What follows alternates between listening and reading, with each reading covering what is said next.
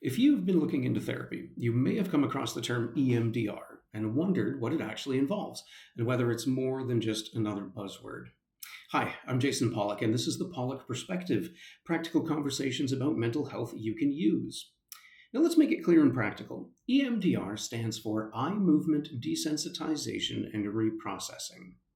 It's based on the idea that when something overwhelming happens, like trauma, chronic stress, or even repeated smaller experiences, your brain doesn't always fully process the experience. Instead, these experiences can get stuck in a raw, unprocessed way. That's why something in the present, like a familiar sound, a smell, a phrase, a situation, or even a feeling, can trigger a reaction that feels way bigger than it should. That's because the experience has not been processed. In short, EMDR helps your brain finish the job of processing. Here's what it looks like in practice. We would start by identifying a specific memory or experience that still feels overly charged for you. Then, while you briefly focus on that memory, I guide you through bilateral stimulation, usually a set of eye movements or tapping or alternating sounds.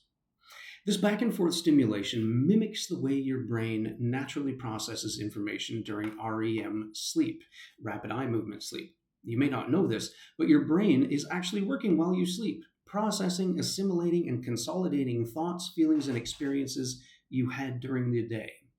That's why we often want to have a nap when we are upset, and why we have a different view of the world after a good night's sleep sometimes.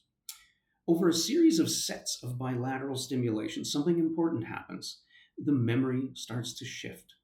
The emotional intensity comes down, the body feels less reactive, and new, more adaptive beliefs can begin to take hold. You're still aware of what happens, you still remember, but it no longer feels like you are reliving it, like you are back in that moment. For example, one client I had, a first responder, came in with intrusive memories from a difficult call. Even years later, he was on edge, not sleeping well, and was constantly scanning for danger.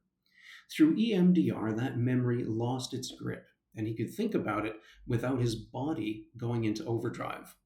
Another client I had, a caregiver, wasn't dealing with one big traumatic event, but years of chronic stress.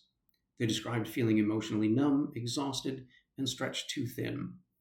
Using a combination of EMDR and practical therapy strategies, we worked through the moments that had built up over time. And as those experiences were processed, their energy started to come back and they were able to set boundaries without the same sense of guilt.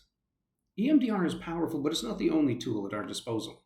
Depending on what you're dealing with, therapy might also include strategies to manage anxiety and overthinking, support for burnout and compassion fatigue, communication work for couples, or building insight into patterns that just seem to keep repeating in your life.